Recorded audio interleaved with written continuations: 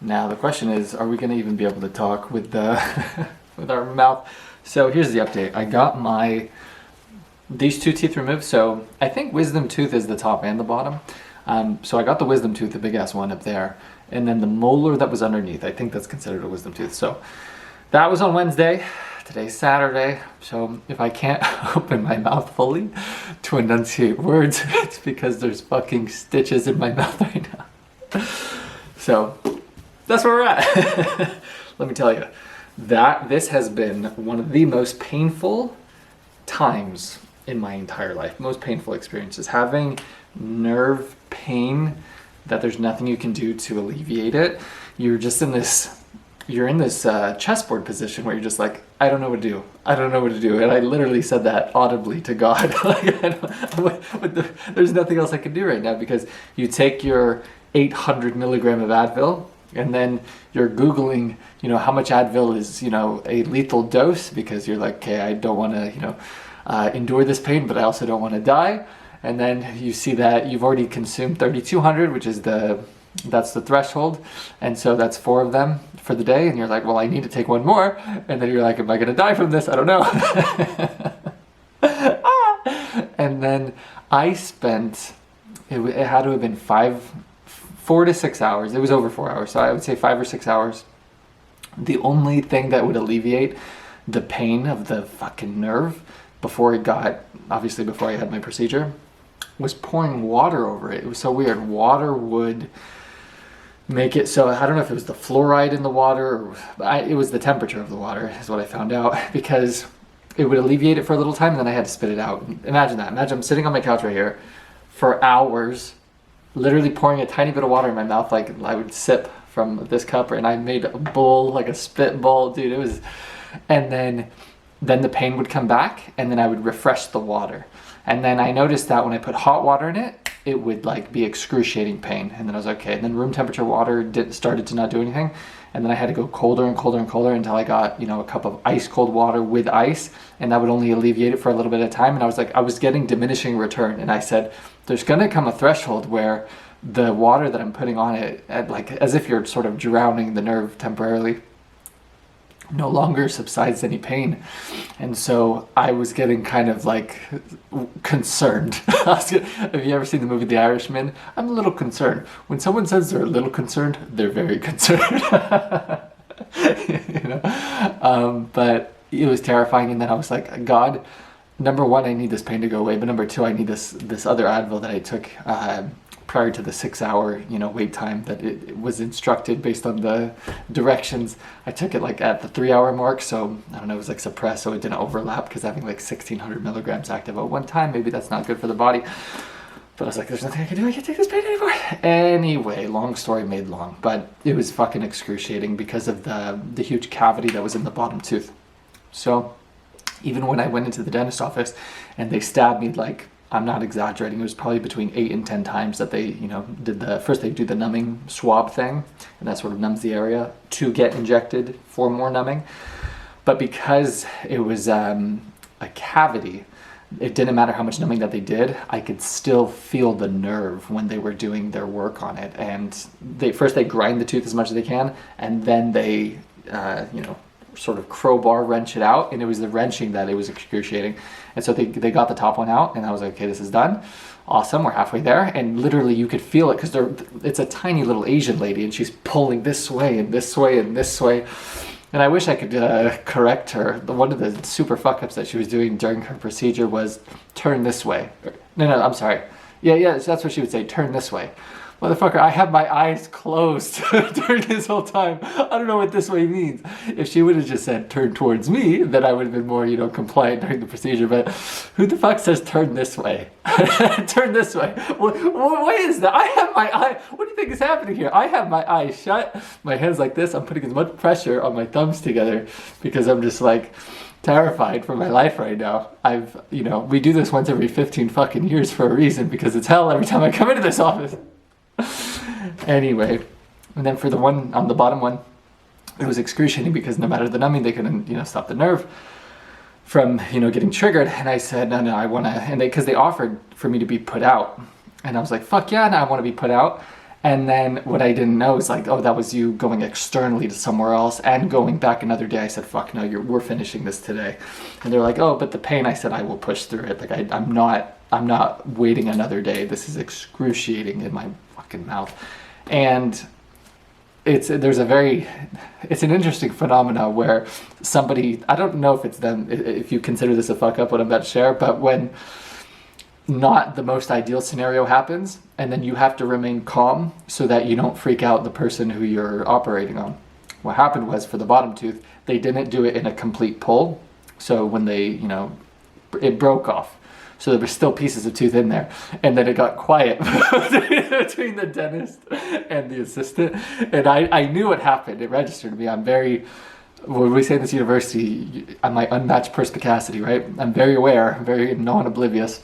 I have an unmatched ability to perceive, so I knew the fuck up that happened. If you consider that a mistake, maybe it happens all the time. I don't know much about dentistry or orthodontist work. And so I knew that they were going to have to, get the little remaining pieces. Anyway, they managed to, oh yeah, great job, you did a great job. I said, get me the fuck out of here. Anyway, so you wanted the latest, you wanted the greatest. That's the latest with me. So I go back on Thursday for them to take out the stitches and then to do a root canal on a tooth that's next to it. I had a conversation with my brother. Root canal is the last resort to save a tooth. So there's like a hole or something from a filling that I had when I was a child. So it's like exposed to the elements. So I think a root canal is they kill the nerve and then they sort of seal it. So, and then the last thing I'm going to do, I don't know if I'm going to do it on that day, is a full x-ray and a full cleaning, and then I go back in fucking 10 years because the next time I get any dentist work done, I'm gonna make sure I'm put out, because that is fucking miserable. That's hell. Anyway, that's the latest. And then the other thing is I got emailed from the attorneys for my job that I have a follow-up interview on Monday the 10th. So the investigation that's going on between me and my serpent snake superior, this ends very soon. So our victory is coming in this new season. And it's beautiful because it literally aligns with the season. The winter ends, I believe it's like March 20th, March 22nd, right around there. And then the start of the spring.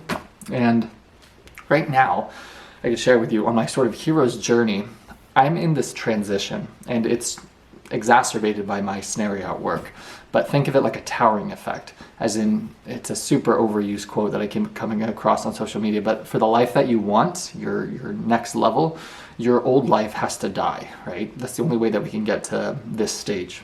It's just by definition, you have to leave this life that you've previously resonated behind, because this no longer resonates with you. This can't come where you're trying to go, right? So I've graduated, I've elevated, I've ascended beyond this rat life level to this level, but right now what I'm in is that transitionary phase, as in for just over 18 months now, I've been on my alone walk with God. In your hero's journey, it's your season of isolation. So you'll notice friends leave, family leaves, you get God. He's very, he gets you by yourself. He gets you alone because he has to refine you. So you get to see all of your fears up on display. You get to identify all of your limiting beliefs, all of your insecurities, all of your trauma, if you have the courage to embark on this journey. And most people don't. Most people don't do this. You can extrapolate hero's journey as just the inner work. As I don't like when they say, oh, breaking generational curses, because I don't, it all is insinuating a victim narrative. Do you know what I'm saying? I don't feel like I'm a victim of decisions that was passed down to me, whether there's merit that warrants that, idea or not. So I don't like going in with that lens that I'm disadvantaged or that I'm burdened or that there's a fucking curse upon me. It's a shitty lens to have. But having the cognizance of events and circumstances and conditions that you endured since fucking childhood, say your parents like mine got divorced when you were 10, or you were raised in a very abusive, for my siblings sexually abusive, or physically abusive, for me physically abusive household, and then. So you get to really identify what your insecurities are, you get to identify what your limiting beliefs are, you get to identify why you feel unworthy. And it's fascinating that you don't need a fucking therapist, but you need a mirror. and which is what therapy should be, is you basically get the person to, I love the quote that you can't tell anyone the truth, you can only guide them to discover the truth for themselves. And that's the best kind of support system, is when you know the answer, but it's not something that you tell someone, it's something that you guide them to discover for themselves. And that's the only way people truly learn. And it enacts the quote, life is about planting trees under whose shade they'll never sit. So whether that was for me trying to seek a former mentor who turned out to be shitty people, where there was one that I had coffee with him, and we really synthesized my limiting beliefs, and I said, we were discovering my inability to let go in California. And he said, I love what he said, even though he wasn't a good mentor for me. He said, it's an inside job, because I told him that I feel my most self when I'm abroad. And it's just because I give myself permission to let go. I give myself permission to be myself when I'm far away from everything and everyone that I know and everything that's familiar. And it's like you have this confidence that, I don't know these people, I'm never going to see these people again, so I might as well just be myself. And that was a limiting belief here. And then when we really synthesized it of why you don't allow yourself essentially to be happy here, I got to the border of tears welling up in my eyes, and I said, because there's a part of me that doesn't believe I'm worthy of it, I don't deserve it. And it's so fascinating from that scene that I heard, or audio that I watched when I told you in prior lecture, the last one, that I was driving to the gym to help my brother spot on bench. And she said, love isn't something you earn, it's something you recognize. And I love that so much, because when I'm in California, I turn on this hustle mode, this grind mode, this I have to work. There's no excuse, there's no distractions. This is all a means to an end, this delayed gratification. So I don't give myself permission to relax or to take it easy. And I just read something the other day that when you've had to earn love your entire life, whether that's, from conditioning from your one of your parents since you were a child, you feel such a level of guilt. I actually have the quote on my phone. When you relax, you feel guilty for relaxing because you could be productive, and you're choosing not to be. And so listen to this quote. I thought it was fantastic. People who struggle to rest often aren't just bad at relaxing. They're unlearning a survival response. When your worth was tied to how much you did for others, or for me and my father in my childhood, it was what you achieved. That's how you got attention, approval, recognition. It was from your academia, your academic accomplishments. When your worth was tied to how much you did for others, slowing down felt like failure. When rest was met with guilt, productivity became a way to feel safe. What looks like a simple inability to relax is often a deeply ingrained belief that being still means being unworthy. And I thought that was just fantastic. So when you're on your hero's journey, and if you see me going like this, it's because there's still pain in my mouth. And I'm sort of navigating my tongue around stitches and missing teeth. When you go through your season of isolation, right, your hero's journey, your alone walk with God, it's pure preparation, and it's pure refinement, and it's pure insight and self-introspection and self-reflection of where you are, of who you are. Who you are is probably the most important one, because I like the idea of us sharing the concept, this idea of viewing God not as an entity outside of you. So when we talk about remembering who you are, it's remembering the divinity that is within you, your God, source, universe presence that is linked literally to you. And so the refinement is letting go of all the blockages from that divine flow, that divine harmony, if you will. So when you go on your hero's journey, all it really is, or your season of isolation, is just you remembering who you are. You remembering the literal godlike source, divine fucking universal power that's within you that you're tied to. Think of it, they say collective, right? Collective consciousness, the part of the whole, the soul of the world in The Alchemist. Think of it like a tree that breathes as one, right? And you're a motherfucking branch on that tree. That's how it just is described in Meditations by Marcus Aurelius. Therefore, right, it's very logical to reason, you're a part of that whole. Does that make sense? So if the tree is the highest power, and we call that God, right? God, source, divine intelligence, the universe, whatever the fuck, whatever helps you conceptualize it. For me, God, okay? If I'm a part of that divinity, then I am in that divinity's very image. So when they say God made man in his own image, you're literally, it's not separate from you, right? That flow is just blocked from what? From a lifetime of fucking conditioning telling you otherwise, right? Telling you that you're not powerful, you're not all-knowing, you don't have thousands of years of wisdom that's fucking dormant inside of you. There's a reason we have intuition that's not taught to us, that we have instinct, that we have excitement that we gravitate towards, right? I like to think of it as my future self leaving fucking breadcrumbs for me to lean into.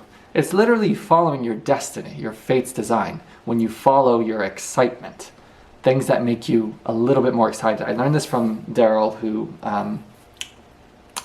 harnesses the entity of Bashar. He channels him. And he said that's the mechanism. That's how the game works, is you just literally lean into your excitement. And even if something is slightly more preferable than the other thing, lean into the thing that's even slightly more preferable. And he said, I shared this in prayer lecture, it's not about getting this goal. It's just following the excitement, because in the pursuit of that, maybe there's a very important, critical, crucial person that you meet along the way, or an opportunity that arises, or an event that happens that guides you to this way. I'll give you a good example. I did mushrooms with this chick one time, and then it gave her this epiphany, and then she moved to a different city. Like, it's not a very exciting story, but this tiny little event, right, was the necessary catalyst for her to have this insight and to change and transform her entire life as she knew it, right? Leaving her job, leaving her home, friends, family, city, and moving into this different place. It's just, so it wasn't necessarily like her and I being in a relationship or anything romantic happening, but in this exciting carrot, if you will, of your highest self, right? Fucking guiding you on your journey, something will happen along the way, perhaps, and then it'll lead to excitement or preference along the way. So the whole idea is following your excitement, which comes from surrendering. And most people don't follow their excitement because of fear. Fear of what, Tarek? Failure? Losing status because you're going to leave your high-paying job to go pursue fucking, woodworking or some shit that's your actual passion, but it doesn't pay. You're not going to get any views. Nobody cares about you. But the thing is, nobody gives a fuck about what you're doing regardless of what you're doing. And the people that you're trying to impress, they don't even like you. You know what I'm saying? They don't give a fuck about you. And the fake status that you're going for and your made-up title within your office literally means nothing when you walk outside that office. So it's all an illusion. It's all bullshit. And when you have the courage to just do what makes you happy, you will live a life of fulfillment and purpose. And then that hero's journey that we talk about, that's on the other side of your season of isolation, it's going to literally lead to what Jordan Peterson describes as your greatest adventure, which is going to have the highest, because it has the highest lows, it has to have the highest highs. So you're going to experience joy and ecstasy and fulfillment that other people will never fucking taste, right? They will never experience in their life. Why? Because they didn't have the courage to go through the lows. You know what I'm saying? To go through the darkness. And there's a quote from Jordan Peterson. He says that the way to get through, there's a quote from the Bible, the only way out is through. And he said, if you stare into the abyss, the darkness, whatever it is, your greatest fear, the hell that you're currently living in, whatever, if you stare at it and you really inspect it and you really dig deep in it, you will see the light. You will find light at the end. There, you will inevitably. And then the interviewer, he said, are you sure? He said, I'm willing to bet my life on it. And it's completely true. As in, when I got to the peak fear, where like I'm trembling, talking to myself, sort of being my own coach and mentor, and I asked myself very simple questions like, what are you afraid of? And like when I had to break the limiting belief of, or not limiting belief, but the limiting habit of my inability to let go within California, I reasoned that I was tying in surrendering to giving up. And then I literally had to coach myself. I said, sweetheart, just let go. Just let go. Just let go. Just let go of this guilt this unworthiness that I'm only enough if I earn 6 figures, I'm only enough if I get this job, I'm only enough if I have this certain physique. I said, let go of these people that you're so holding on to, right? That you just, oh man, I wish I could be in this relationship, or that this person would reciprocate romantically, or whatever the fuck. Let go, let go, let go. And then sure enough, you feel this euphoria. You feel this ecstasy. It's literally God, the imagery of Jesus holding the big teddy bear behind his back and you clutching onto this fucking rag doll. And he's saying, sweetheart, just let go. Trust me. I promise I have something better for you, right? But I shared it in a prior lecture that the reason we hold on to, for example, love or, whatever, the scraps of life, is because we fear that this is our last chance. We fear that we'll never have another chance, another woman, another, partner, another chance at love or worthiness or whatever. So we hold on to this so desperately. You know what I'm saying? Because if we lived in a state of abundance, which that exemplifies lack, if we lived in a state of abundance, we said, oh, it's going to come from 1,000 different places, then why would we care about this? I'm doing this. Sorry, you can't see it. It was off screen. I learned this from Grant Cardone, and when I was doing entrepreneurial sales. When I wouldn't get a sale of somebody who I fucking needed it, like I needed it to pay rent or to pay for my bills or just to cover my overhead, I was so frustrated and emotionally ticked and just aggravated and just restless. And he said, the reason that you're so emotional for a sale is because you have no other options. Because if you had income coming from here, you wouldn't give the slightest fuck if this person closed or not. And I will tell you this from experience.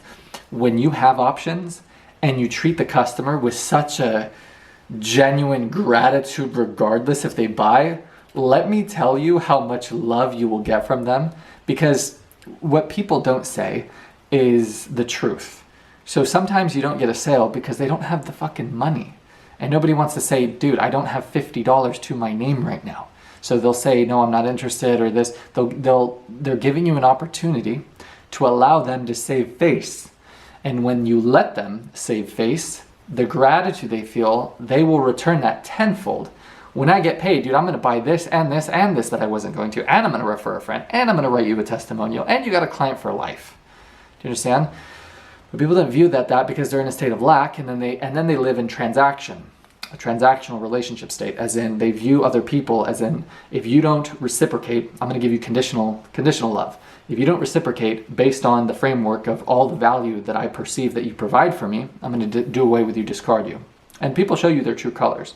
If you go up to a girl and ask her out and she rejects you and then you act like a dickhead, wow, did she make the right decision, right? But if she rejects you and you're so humble and gracious and indifferent, no worries, and you maintain that neutrality, how attractive is it to that person, right? It's the same thing in sales. If you maintain that, non-lack, that non-desperation, that non-need, it will pay you dividends, my friend. So I hope that sort of sets the stage of everything that I just wanted to share. But the whole premise that I was trying to hammer is there's only joy and adventure and ecstasy and fulfillment on you really doing the inner work is essentially what I was trying to describe, of you facing whatever fear that you're on, whatever insecurity, whatever trauma, whatever bullshit that you've endured, whatever conditioning that you've been, brought up in.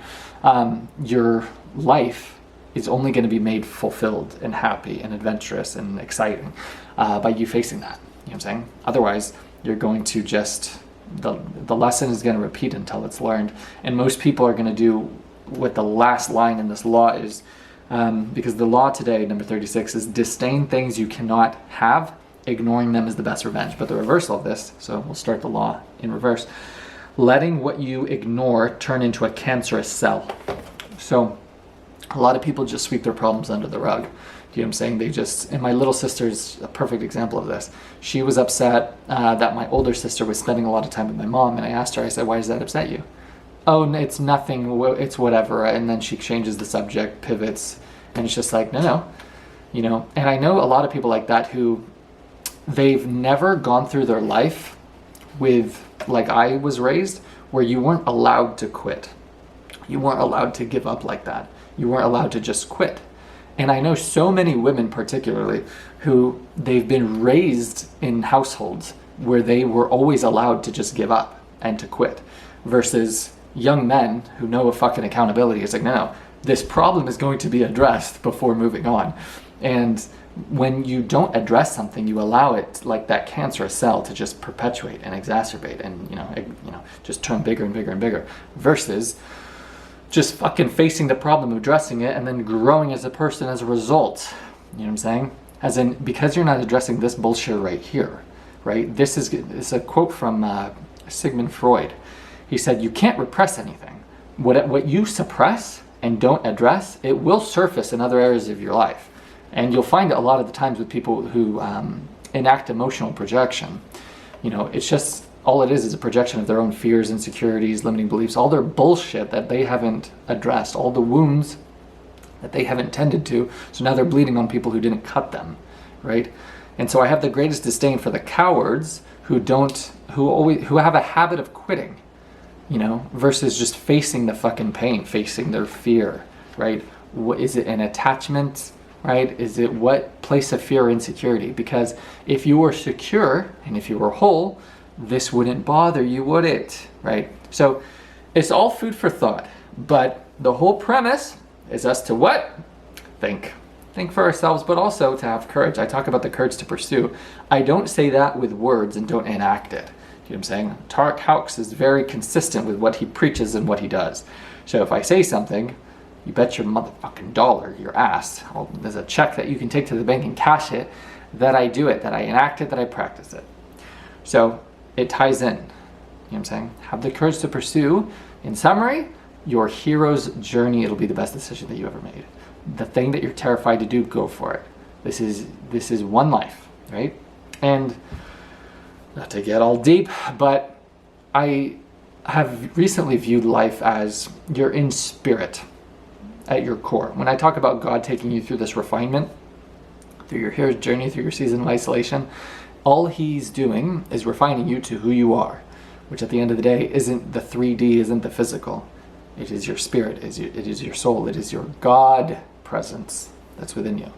So you can think of this as just a level of a video game, like a dream. And I love the imagery that Daryl Channels shares, that physical reality is just as real as when we dream, right? When you have a dream, wow, it felt so real, and then you wake up. He said that's exactly how it feels like when you die.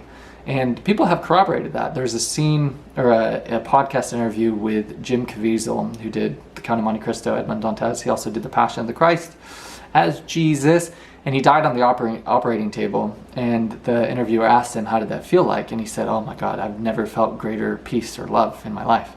And that's you returning to spirit. It's like, oh, this was just 3D reality. This was just a sort, they call it a simulation, right? You're going and you're playing the game of Earth. You're playing the 3D. I'm playing Tarek on this level, and then you're a spirit, and then you're just like, I want to play that game again. I want to have a dream again, right? But it's about remembering. This isn't Tarek. Tarek is my name, right? 29. I'm not a 29, but that's my age, right? This is rat life. This is what I'm creating now. This soul, this spirit, this God presence. That's who I am. There's an interview of a motivational speaker, Bob Proctor. They said, who are you? And he's like, this is Bob Proctor, that's my name. He said, but you have these arms and legs. That's not me, that's my body, right? This isn't my clothes. And people, they tie their identity to all of this, I don't want to say meaningless, but perspectively speaking, incredibly insignificant things compared to who you are. Does any of that make sense? Am I talking over your guys' heads here? So the whole premise, gosh darn it, of this university really is just, I love this idea so much. It's we're all walking each other home. My God, what a statement. We're all walking each other home. What does that mean? Think of it this way, okay? And I'm getting very deep in this lecture, but stay with me here. Think of this as everyone is asleep, okay? The people who aren't asleep are the ones who are present, okay? The ones who are present, they're operating at a higher consciousness, a higher degree of consciousness towards the ones that are asleep by definition, right? If I knock you out, you're passed out. You are unconscious. You're the opposite of conscious, okay? And then you wake up, but you're going through the motions, you're living the rat life, you're distracted constantly, you're scrolling all the time. You aren't at this level of consciousness. Imagine the peak level of consciousness, right, as home. And so everyone who's more awake, all we're doing is walking everyone else home. We're just trying to get you to remember who you are, right? The God that you are, the God, divinity, present, Titan that you are. So all we're doing is just walking each other home. How fucking beautiful is that? As in, we're all connected, there's no division. All the bullshit is just manipulation that you're seeing on social media, from the news, from the radio, it's just to get us distracted from that very truth, to get us fighting over bullshit that doesn't matter, to get us to keep us asleep, right? Because if we were awake, if we knew our divinity, if we knew our power, it's literally the movie A Bug's Life, right? That if all of these ants knew how fucking powerful they are, they wouldn't be oppressed by these fucking grasshopper serpent snake fucks. Do you understand? So as a healer, as somebody who's at this degree of consciousness, and not to my own skill, wit, talent, no, I had other angels walk me home. And it's just like, oh my gosh, I totally forgot why I was here, what I was doing, my purpose, my everything. Thank you for waking me up. Thank you for realigning me. Thank you for walking me home. And now you can walk other people home. I don't know if any of that shit makes sense to anybody watching this, because if you're just listening passively, none of this will. But if you're actually here, which is going to be one person or two people, because your attention span is fried from scrolling on social media, that because I don't do quick cuts, because I actually show you when I breathe, you know what I'm saying?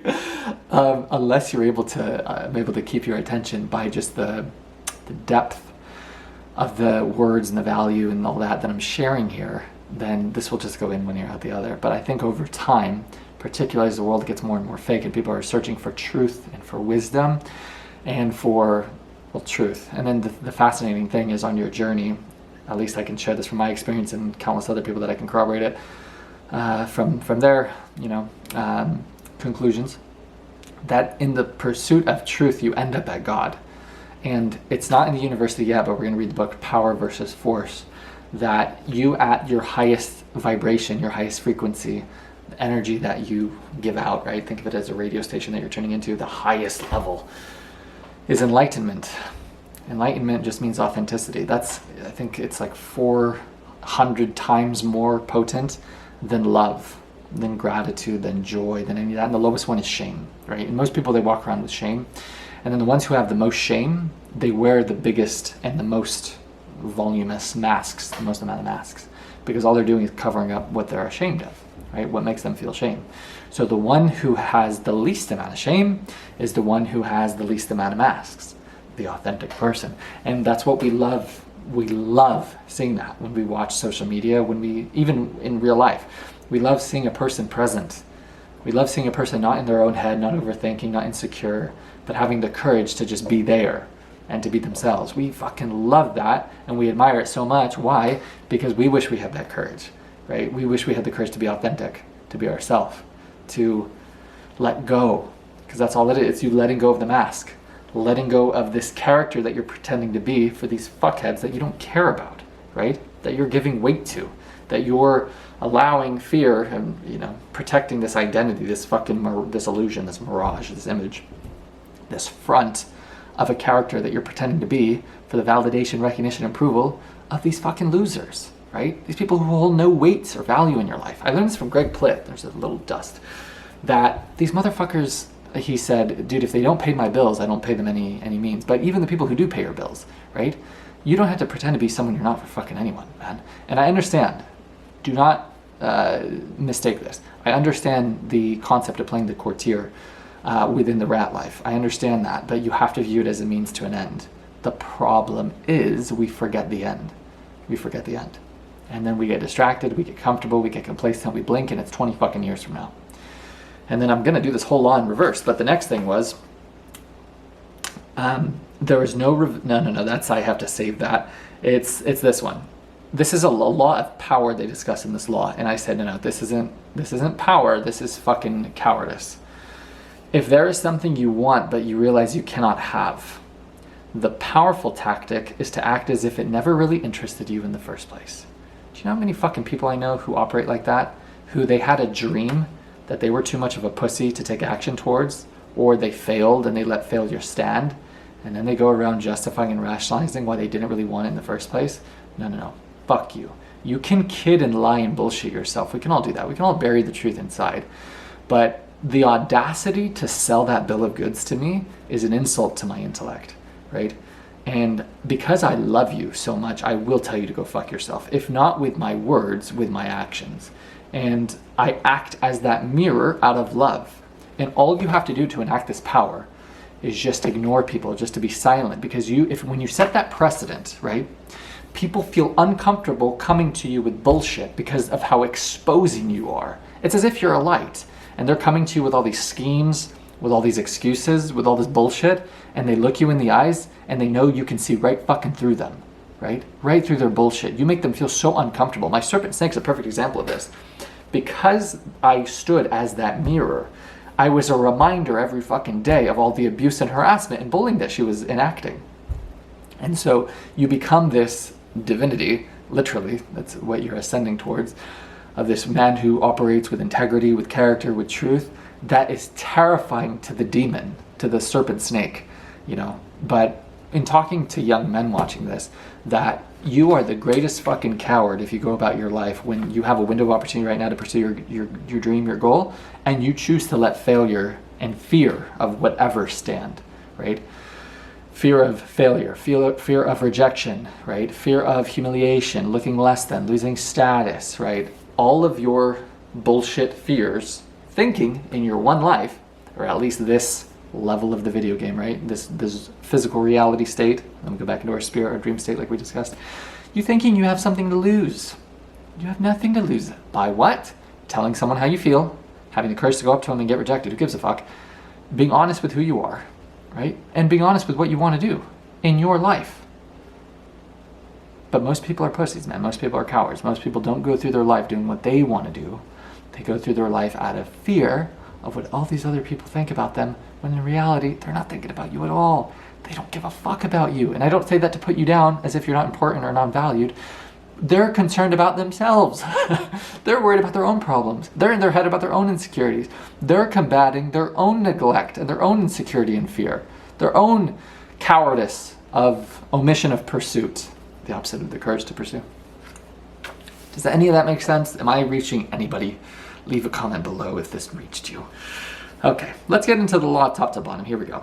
I set the stage, and the last thing that I wanted to say was in regards to the hero's journey and the stage that I'm at right now. Long story made long, but this is the lecture. You go through your hero's journey when you hit rock bottom, when you say enough, right? When you say, fuck this, I'm changing my life. Then you go through a season of isolation. God has to refine you. God has to refine you, right? He has to prepare you for the life that you say that you want. He says, no problem. But for you to steward this, right?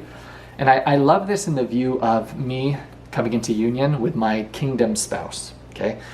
If I were to give you this, I'm pretending I'm God here.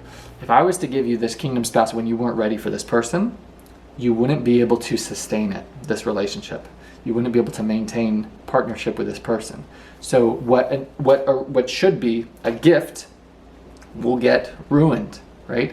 It'll get ruined in a matter of this much time, and maybe you have it for a year and then you go in resentment, you're living in a state of lack, you haven't addressed all of your insecurities, you're constantly bleeding on this person who didn't cut you, you're not ready, you're not healed, you're not ready for this, you're not ready to steward this. And talking to men, this doesn't necessarily mean you're not ready just because you don't have the money to fund their entire life, to be the provider that you want to be. But it's about addressing all of the trauma. It's about addressing all of your insecurities, all of your limiting beliefs, to the best of your ability. I'm not saying you need to be completely, whole and healed and to be worthy of somebody else. I'm not saying that by any means. But imagine if this gift, right, under your current state, haven't done the inner work, haven't gone on your hero's journey, the necessity of your season of isolation, of preparation, of refinement. And so you get the gift, right? And you see this with people who get fucking, crypto money or whatever, these just insects who get things that they're not ready for. They haven't done any work. They haven't earned and they've been given the reward without any work. And you see the consequence of that. So if I were to give you your person, your kingdom spouse, before you've done any of the work, and what I as God wanted to bestow upon you as a gift, and you sabotage and you ruin, right? And what could have lasted 50 fucking years, right? 50 years, a lifetime of fulfillment and happiness and joy and pleasure and ecstasy, right? Is ruined in 1 year, right? If you had that lens, how willing would you be to wait the year, right? God, a year versus a lifetime? Quite a small price to pay. You know what I'm saying? A lot of people would pay that price. I heard this from a quote from Alex Hormozy. He said, if I were to guarantee you you'd be a millionaire in 5 years, but like a guarantee, but for the first 5, you're not going to make a single dollar, but at year 5, on the day, boom, you're going to be a millionaire. He said most people would take that deal. Most people would take that deal. He said the irony is that's how it works. He said you're not. It's like planting a bamboo seed. I think it takes 5 years for it to break surface, but then as soon as it breaks surface, then it shoots up. It's like 30 fucking feet or something like that. It's the same thing. You're doing all of the work and all the preparation, but you're not seeing any fruit of your labor, right? You're not seeing the views, you're not getting the income, you don't have the partner that you want. Not understanding that it's all compounding. It takes time. And that if you give up, it will remain in the dirt, right? You'll never make it to breakthrough, like we discussed in the success cycle. Belief, potential, action, results over time. It's a flywheel. You know the flywheel when you run and it spins because it catches air and then it goes faster and faster the faster you run. Until you break through, until you make it, until you get whatever the tangible thing that you want. Which we think we want the partner, right? We want the money, we want the fucking house and the car. No, you want the emotion that you think is on the other side of those things. The love, the freedom, the status from other people, the feeling of importance, right? You don't want the thing, you want the emotion of the thing. You want the emotion that the thing is going to yield. Understand that. And then, blow your mind here, and it's easier said than done. I want to caveat this. You can have the emotion without the thing. You can have the emotion before the thing because you can simulate. Do you understand? And your mind can't conceptually differentiate. I know that rhymed. Keep up. Between a vivid simulation and an actual event, right? That's why rehearsal and visualization, prior book that we discussed in this university, is so important. Why? Because you can reach the state of excitement prior to having the thing. So you can get yourself operating on that vibration, on that frequency that matches the thing that you want. Does any of that make sense? This battery's gonna die. All right, one second. In my iteration right now, while I was changing batteries, I realized I say, does that make sense a lot? I feel like I'm doing myself an injustice because I speak very concisely and compendiously, and you as the viewer are very smart. So I know that everything that I'm saying makes sense all of the time. So maybe I don't need to constantly say, does that make sense? But I find that unless I say, does that make sense? Typically that's where it clicks. Because if I there's a perfect quote that, and this is a quote from Albert Einstein, unless you can explain something to a 6-year-old and have that 6-year-old explain it to another 6-year-old and have that other 6-year-old, understand it and explain it back to you, you don't fully understand the concept for yourself. And when I'm doing these lectures and I have this idea, I have to articulate it and synthesize it in a way that is that palatable and understandable as if you're a 6-year-old watching this. And so I always end it, does that make sense? And usually when I've done that, that's how I know I've achieved the synthesized, articulative success. Anyway, I don't give a shit if it makes sense, we're moving on. Okay, law number 36. We're done with the hero's journey, we've discussed it. Where I am right now is I've done my season of isolation with God, I'm in transition, and then after your season of this sort of transition, then you're on your sort of new level. You can say your new level of consciousness, your new level in this video game of life, the season of blessings from God, you name it. So, but you don't get to there without the towering of your old life being forfeited. And then the transition doesn't happen unless you have the courage to embark on your hero's journey, which is that season of isolation. So wherever you are on your journey, it's part of the journey, dude. Think of Batman, think of the movie. There's this scene, right, in the Bane one, Dark Knight Rises, where Batman, Bruce Wayne, billionaire, Tony Stark, Take that suit off and what are you? Genius, billionaire, playboy, philanthropist.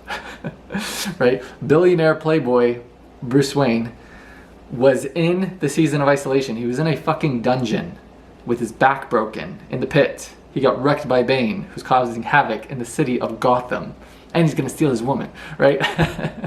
No, Rachel. Do you understand that? Part of the hero's journey. So why would you be any different? Why would your season of isolation, right, of everything going to shit, or the towering moment, why would that be abnormal, right? The life that you want, literally, by definition, by logic, needs to cost you your old life, right? Your old life, your old friends, everyone who resonated with you at this level. This no longer resonates. This no longer serves you, right? When you're going into the next level, because you've ascended, right? You've grown, you've healed, you've learned. I know that fucking makes sense. We're moving on. Law number 36, Ratliff University. Disdain things you cannot have. Ignoring them is the best revenge. And I put, become the man they're no longer good enough for. Success isn't the best revenge. It is the only one. That's two people's quotes. One is from Andrew Tate. One is from Alex Ramosi. Alex Ramosi says, success isn't the best revenge. It's the only revenge. Because revenge isn't you putting somebody else down, or, oh, I'm going to get revenge on them for what they said to me, like by, fucking egging their house or TPing their thing or any of that shit. I saw a funny thing that said, back in my day, eggs and toilet paper were so plentiful that we would throw them at people's houses of our enemies. Now it's a high hot ticket item. So success isn't the best revenge, it's the only one.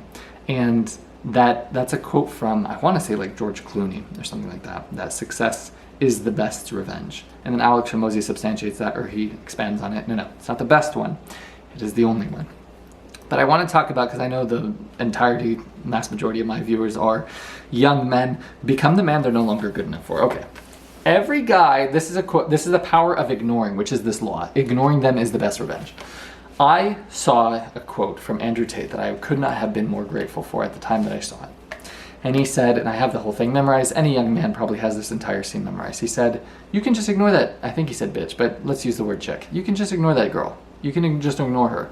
The girl who broke your heart, the girl who cheated on you, the girl who left you for another guy, you can simply ignore her. And he said, you are on your ascent. She is most likely on her descent. Doesn't have any prerogative into developing herself, building herself, becoming a better version of herself, improving herself in any way. And you are on your ascent, right? You're on your hero's journey right now. You are going to become the man that person that you're so heartbroken over is no longer good enough for. That enacts this exact thing. So he said your greatest chess move on the board isn't fucking begging them to be with you, isn't pleading with them, please be with me, or please, give me the fucking grace of your time and of a date. Forgetting your value, putting them on a fucking pedestal, chasing them in any way. No. Your best revenge, I'm reading it right here, become the man they're no longer good enough for.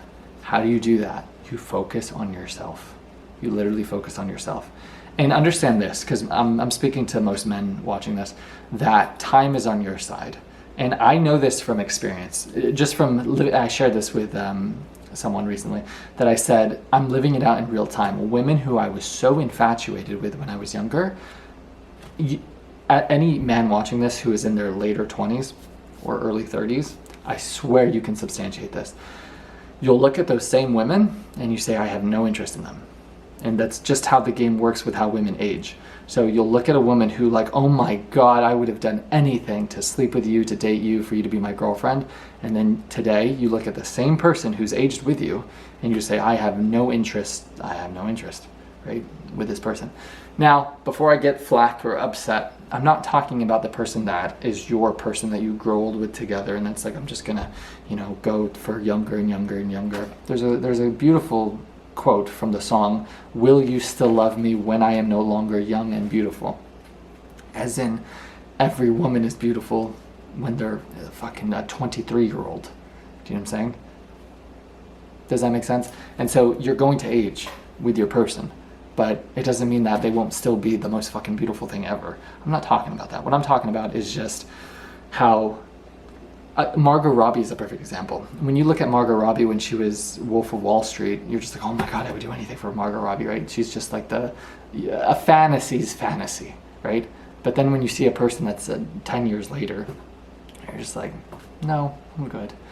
You know, it's just the game. So guys need to hear this, because I swear, I can swear by this, the woman that you are so fucking infatuated with, you won't want her at a certain point. And so when we talk about ignoring them as the best revenge, every single person of success can attest to any person who you've ever wanted ever, they come back.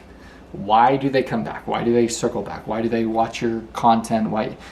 Tristan Tate said this. He said, they'll come back and they'll reach out to you, or you'll catch them watching your stories or watching, your content or videos. And the reason is because women, it's just biological in them that they're always looking for their best option, right? They're always looking for their best possible option. But if you just focus on yourself, you inevitably force the situation, force every person from your past to become every single person of your past best option. Tristan goes on to say, the most interesting thing some people can say in their entire life is that they once knew a man named Tristan Tate. You could be that person. You could choose to focus on yourself, right? And develop yourself so much that not only will you not want any of these people ever again, but you become the very person that they are no longer good enough for. And so I'm not saying that as a put down to any woman watching this, or that, this isn't an attack on any of that. This is encouragement to men who are harping over a person not giving them the fucking time of day now, right? Ignore them, let them go, focus on yourself, and then you literally will ascend. You'll become the guy who, the roles reverse.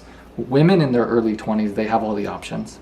Men in their 30s, that's when they get all the options. The roles literally go like this. And I'll share this with you. This is a fact. Men choose their wife, the spouse. Women don't choose the spouse, right? You don't understand that if you're a fucking 18-year-old guy watching this, because you're like, oh, I live in a world where no chick wants me. Because we live in the social media world right now. So every person who you want, right, who's that 23, 24, 25-year-old, whatever, she's on the same social media apps as you, right? So whether that's a dating app, whether Instagram, which is the #1 dating app. And so they have global access, or put in reverse, people have global access to this person, right? So you're competing against a guy who's a decade older than you, who has 7 figures in the bank, who has real estate, who has freedom and access and resources that you don't have, right? And so you're racing a fucking NASCAR race in a bicycle against the Formula 1 cars. You're just outmatched here, and there's nothing you can do about it. Except what? Build your value as a man. How? By focusing on yourself. By doing what? Going on your hero's journey. By doing what to these women? Ignoring them. Ignoring them. And you're going to find later in your life that you don't even want them. You don't even want them anymore.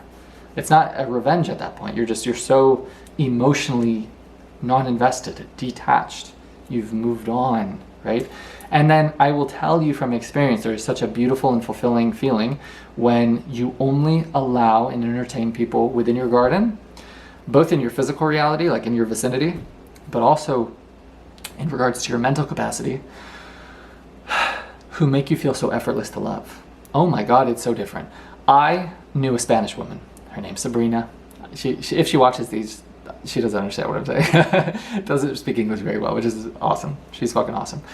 The way this woman would speak to me was as if I was a god. I had never been spoke to with such adoration, admiration, respect, consideration, just like literally as if I was a king was how she would speak to me. It was just with such honor.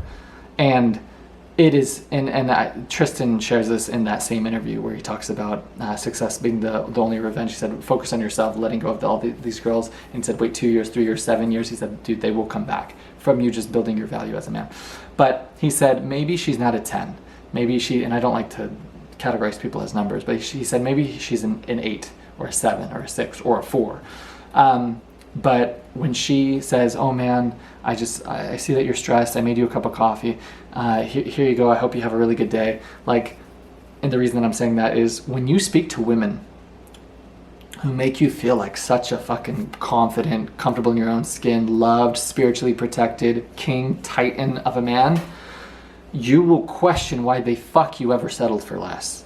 Once you remember your value, you'll be embarrassed at the shit you once settled for. Once I was gifted by God, from me loving myself, interactions with women who treated me like this, I was like, why the fuck did I spend years entertaining these stupid girls who treated me like this? Who treated me like I was so hard to love, so uncomfortable in my own skin, that it required so much fucking effort to get the slightest bit of reciprocity. When these other people are so stoked to just talk with you, to just be with you, to just, they love everything about you. You're the easiest thing to love, to adore, to admire. And you're just like, what? I'm not hard to love? It's a mental fucking 180. And I've always, now that I have that sort of perspective and lens, it's impossible for me to understand, to conceptually understand, why men choose to be in relationships with women who don't exalt them. I cannot fathom being with a woman who treated me anything less than that. Now that I know that that's an option, that is a thing, that's a possibility, that someone could treat you with the utmost courtesy, consideration, honor, regard, respect, love, adoration, admiration, in what fucking world would I entertain a chick who's going to treat me with anything less than that, right? It's fascinating to me when I see guys be with women who disrespect the fuck out of them, who make them feel so less than, who gaslight them, who guilt trip them, who make them feel like such a hollow vessel of a man. And the guy fucked up to where he set up the situation where he's sort of trapped because they chose to have children with this woman or get property with them and have them not sign prenups. Just they've set up the fucking chessboard so horrifically where and the framework, as in they tolerated the disrespect from the start. So they fucked the whole thing up. They fucked up frame. And so you can set up your relationship where you set the precedent that, no, you don't ever speak to me with this level of disrespect. Ever. This is another thing, and I know we're getting on a tangent here from, the power of ignoring people, but this is also ties in with the power of you remembering your value. I want you as a man to think of this, and you as a woman, if you're watching this, to think of this, okay? You have a boss. You go to work, and there are things that you say to this boss, and there's the things that you don't say to this boss, right? You don't project emotionally. You don't speak to him with any sort of disrespect. And I say him, you can say her, with any sort of disrespect, anything, right? You're willing to give this fucking stranger, this nobody, this weasel, rat, serpent, stink peasant, this level of respect and honor, but you won't give your husband the same courtesy? And then guys, you have girls that will completely submit to another guy, right? Or to another person, and give them the utmost honor, respect, consideration, professionalism, acting like a goddamn adult. And then you tolerate them treating you with any degree of less honor or respect or professionalism.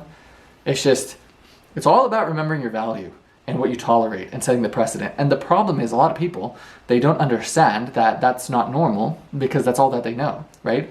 Until you've been with these kind of godlike women who treat you like you're a fucking king, you'll never know that that was an option or that that's how you deserve to be treated. And I know this from just being raised where I felt so hard to love because I always had to put in so much effort, whether that's in people who I was courting or in my dad. I always had to work so fucking hard for love, for approval, for recognition, for validation, whatever. And then you get into the latter stages of your life and then you'll meet people who make you feel so effortless to love. And you're just like, wait a second, I'm not hard to love.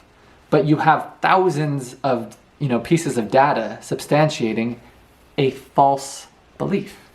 But that's conditioned within you from your sample size, which is just wrong. You know what I'm saying? And I always say this when I will get rejected or get, people who make me feel hard to love, or people who just don't like me, or when I'm in my season of isolation and you're just getting rejection here and here, because God is keeping you by yourself to have this relationship, this walk with him, for this preparation, for this refinement. And I'll say to myself, everyone else is wrong. Everyone else is wrong about you, about your potential, about how you're effortless to love, about, and that's exactly the mindset that you have to have when no one will tell you that. And so when I say we're all walking each other home, we really all are. We're all reminding each other that we are all effortless to love. We all are worthy of an abundance of unconditional love. As in, not on a condition that you have to be a certain way or be any other person than who you are, right? That's why I love festivals and things so much, because I get to be in, and I haven't done one of these since fucking EDC 2023, but you get to see people in their elements, owning who they are, owning themselves, walls fucking down, and psychedelics and things like that. Give people self-permission to let go. Alcohol is another one that does this, where people they give themselves permission to be themselves. And I love that. I love people who it's just enacting courage. I love people who are just honest with who they are. Absent fear of condemnation, criticism or judgment from their fucking peers. So, I'm going to say it. Does any of that make sense? Just be who you are, say how you feel, because those who mind don't matter, those who matter don't mind. But also remember your value. And understand that if you have a lifetime of being surrounded by motherfuckers who made you feel like it required so much effort to love you, understand that, no, it is possible that you are effortless to love. We talked about it in sales that, it's not your price. Your price isn't too high, right? It's you have the wrong prospect. It's just too much money for that person, because there's other people who are willing to pay way more for that product, for that service. You don't have the wrong product. You don't have the wrong price. You don't have the wrong value as a person, as a soul. No, you have the wrong environment. You have the wrong people in your life, because there are people who pay fucking top dollar, right? And you can translate that, extrapolate that. There are people who would be so happy and stoked and feel it so grateful and privileged to be a part of your life. But until you remove all these fucking weeds, you don't give space in your garden to allow the receipt of these people. Does that make sense? Yes, it fucking does. We're moving on. Okay. Your complete and utter indifference and detachment equals maximum attraction. So we talk about ignoring people. When you ignore, I'll use this for guys. When you ignore women, it's your indifference, your complete and utter indifference and detachment and neutrality, and you couldn't care less. And this is the great irony, that makes you the most attractive to them. But when you're so, oh my gosh, I want you so much, you're desperate, it's a state of lack, it's I need this person, then there's the fucking pedestal, very unattractive, magnetically, emotionally, very unattractive. But when you don't have that, when you're not pushing, literally think of the imagery of a magnet, but your indifference is like that little magnet that's fucking pulling them so hard, because when it's the idea that I shared in a prior lecture that if you treat me like a celebrity, I have to treat you like a fan. I take a deep breath, I said a lot of words there. If you treat a woman like a celebrity, she has to treat you like a fan. But if you treat her like been there, done that, or that I have 1,000 options, then it's a perceived, it's all perception of value. It's all made up. It's all bullshit. That's why it's so true, the quote, there's no such thing as leagues. Because if you harness your authenticity, what is authenticity? The authenticity is the refinement. It's you removing all these layers and masks of all this bullshit that's not you. But if you got down to the core of who you are, do you know how magnetic, literally, how literally attractive that is? Not how attractive it is to see people enact courage and people have the courage to be themselves. It's literally the highest vibration. It's the highest frequency that you can operate. It's literally magnetic. I'll give you a good example. I was in Mykonos, and I didn't even place at my bodybuilding show. This is 2019. Tarek had just turned 24 years old. And I was so down, I was so bummed, I was so depressed. On my Instagram, it's one of the pinned things. I said, felt bummed after failing in my bodybuilding show, so I went to go get some fresh air, and you can see it's the picture of the Eiffel Tower. And I went there that was the layover that I had. I wouldn't recommend staying in Paris longer than a fucking layover. That place sucks. I saw a hilarious comedian, he said, whenever you're like, seducing a woman and she's not really traveled, and she's like I say, oh, have you been to Paris? She's like, oh no, I've never been. Oh, you have to go. Paris fucking sucks. It is so sketchy, it's so shitty, it's so dirty. I'm not gonna shit on Parisians, who, if you've met other French people, Parisians are, they're not the cream of the crop. Anyway, I'm not shitting on those people. It's the same thing. I live in California. Have you been to LA? Dude, well, Angelinos. No, you don't want to go there. What was I saying? We're talking about Europe. And okay, I was in Mykonos. Felt bummed, felt like shit. The second I turned into the hostel and I saw the turquoise blue water, and then it was called the Praga Beach Hostel. I don't even know if it exists today. There was a swimming pool there. And so there's a ton of people, a big ass swimming pool, and then beyond that, you could walk down to the water of the Aegean or Mediterranean, whatever. I don't know my European geography. And you see this, you're just like, I was so happy. I was so happy. I'm sitting there by myself, and I'm just I'm literally operating on my highest level, beyond gratitude, beyond joy, just authenticity. Because I'm giving myself permission to be myself. I don't give a fuck about, who's here. I'm never gonna see these people again.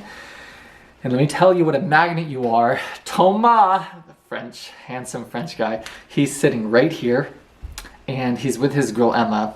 And then I realized in my sort of reflection that I think it's because he found me very attractive. No, not in the magnetic sense, but in the one of my hot dog sense. And so he turned with his girlfriend, his friend who's a girl, Emma, and then they come talk to me because they see me so happy. Like, why is this person so happy? They're by themselves. They're not talking to anyone. It's the person who's just so stoked to be there. I'm so happy just to be a part of this. And that person is like the guy you want to hang out with. And so they turn to me, and then I get invited to hang out with them, and then that gets me into this group, and then that set the stage for my entire Mykonos experience. It's from meeting those people, and then I would meet these other girls, and then I'd have these friends that I can now invite these people to, and it just continues to compound and compound and compound. But that's the beauty and the power of operating at that vibration, operating at your most authentic self, just being fucking happy and stoked to be there, surrendering to the flow and following your excitement, you know what I'm saying? Being present. Does any of this make sense? Yes, it does. Okay, we're moving on. So your complete and utter indifference and detachment equals max attraction. It's so true. So if you tie this into dating, women can pick up on this energy of desperation. It's like a sixth sense for them. If you walk around, and I could give you a perfect example. If you walk around like you have all the options in the world, I swear it is the most seductive thing you could ever exude. I'll give you a good example. And this is okay. I don't want to be too crude in this, because I don't like kissing and telling. But it captures this perfectly. Okay, so I was in Brazil, and I was with this woman, very intimate together. Okay, no problem, right? She milked me like until have you ever seen the movie, it's with Robin Hood. Have you ever seen Robin Hood with Russell Crowe? And then the mother, who's like the former queen, she's like, milking a dry udder will get you nothing more than kicked off the milking stool. And then her son, who he plays Apocalypse, and he's in Star Wars, he's not Oscar Wilde, is that his last name? He's an amazing actor. Anyway, he says, Mother, I don't understand your farm analogies. But it's so true. If milking a dry udder would get you nothing, than kicked off the milking stool. Anyway, so I'm trying to say this as non-crude as possible. I was with this woman who literally, we shared enough time together where I was completely spent. Okay? Completely spent. The last thing I was concerned or wanted or was interested in was passion with anything, with anyone. I was good, right? Beyond satiated, beyond anything where it's just like, I don't even want to, because you get a certain point, guys will know this, that if you go a number of rounds, it literally just gets to the point where it just hurts. It just hurts to, maintain that potency of blood flow. Anyway,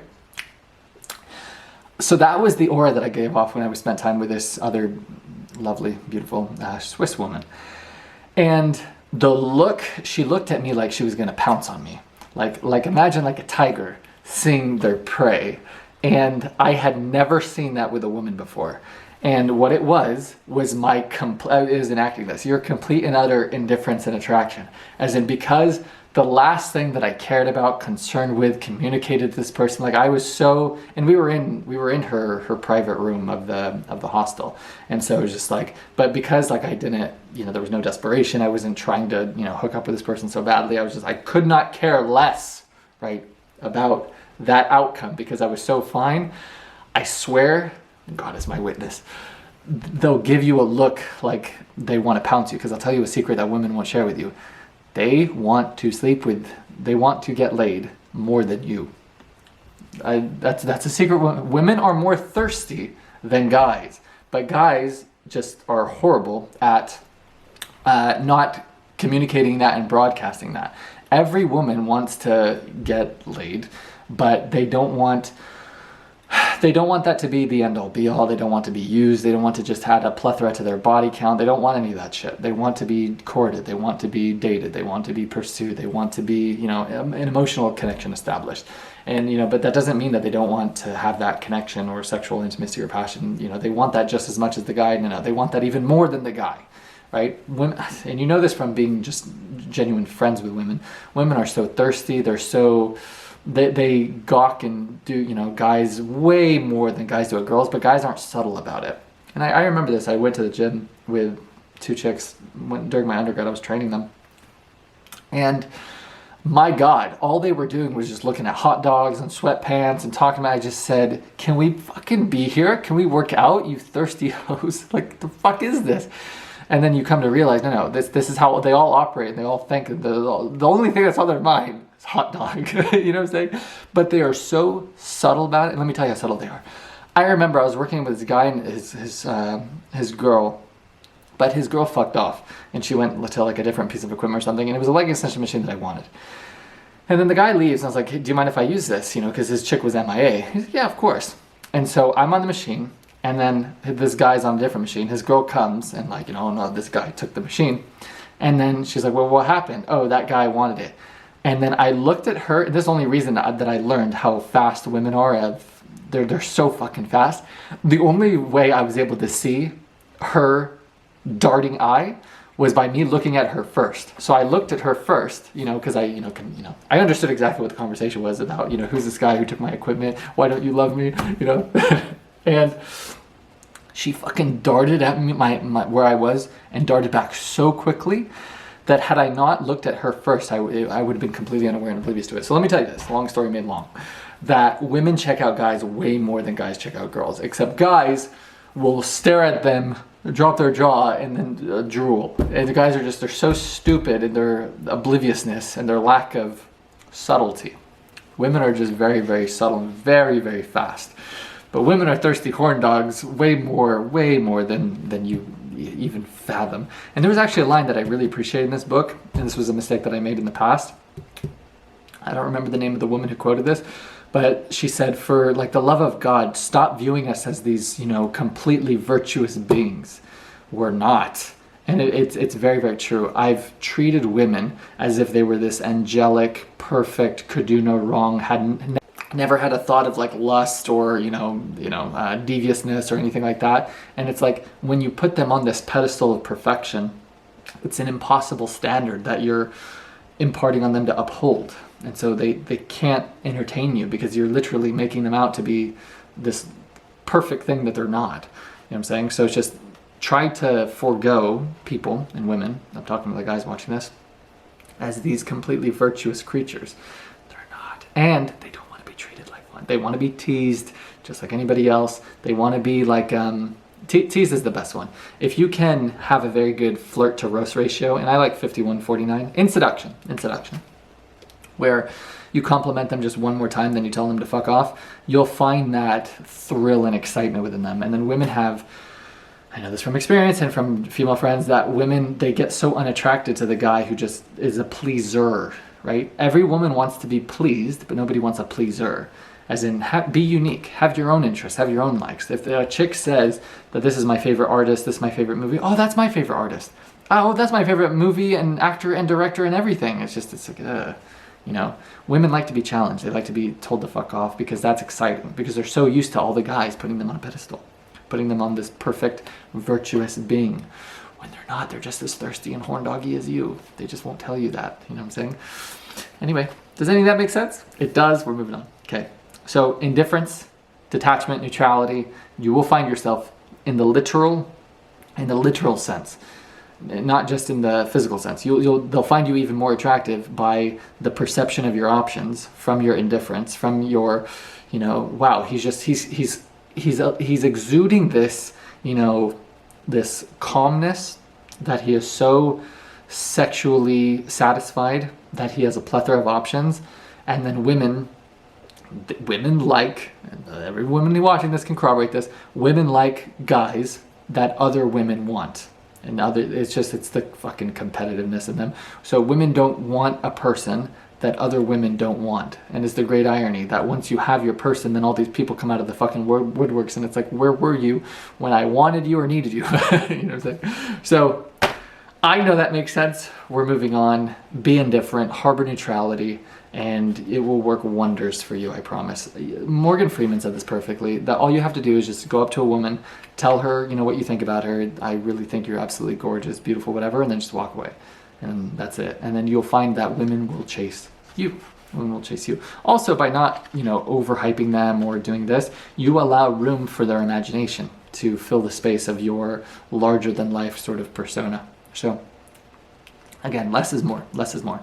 Indifference, not desperation, not neediness, not any of that stuff. Okay, we have a little bit to get through, and I didn't put the battery that died into the charger, so we have until this battery goes to make sure that this is finished. We're moving on. Okay.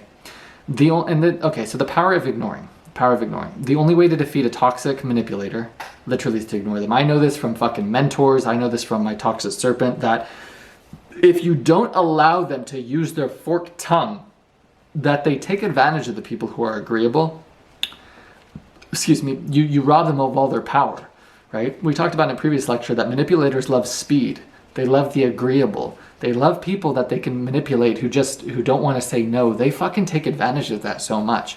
So the best way that you can kill one of these fucking vipers is to cut off their forked tongue. And because we live in a society where you can't physically cut off their forked tongue, it's to banish them. It's to get distance from them. It's to have them fucking silenced. It's to not speak to them. Don't converse them.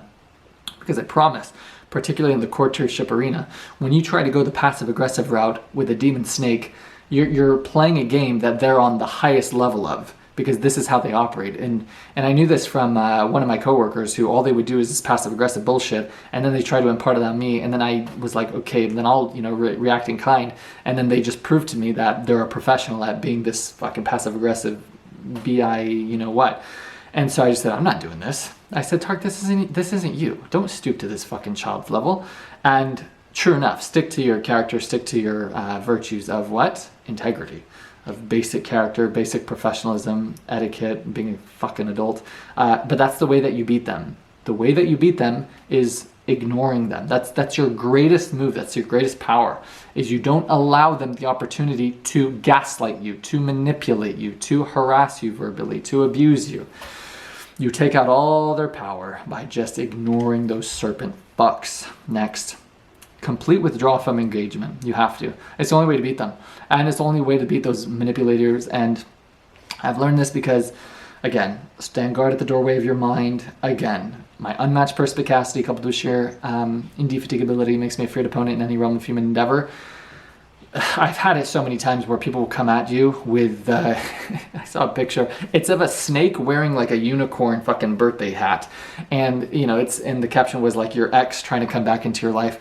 People will come out of the fucking woodworks with compliments, with the perception of that, oh, I like what you're doing, or this, when they have an ulterior fucking motive. But until you have a sharpened and heightened degree of discernment, you'll fall to the trap. And I would do this early on when I was younger, that somebody would DM me and it'd be like, oh, this, compliment. No, this is fucking bait to get engagement, to get you, in discussion with this person. And now that you're here, now they're Trojan horsing you. Now I'm gonna come in with what I actually wanted, with what my ulterior motive was, to begin with. So people who perceive themselves as mentors or as, they're leaders, no.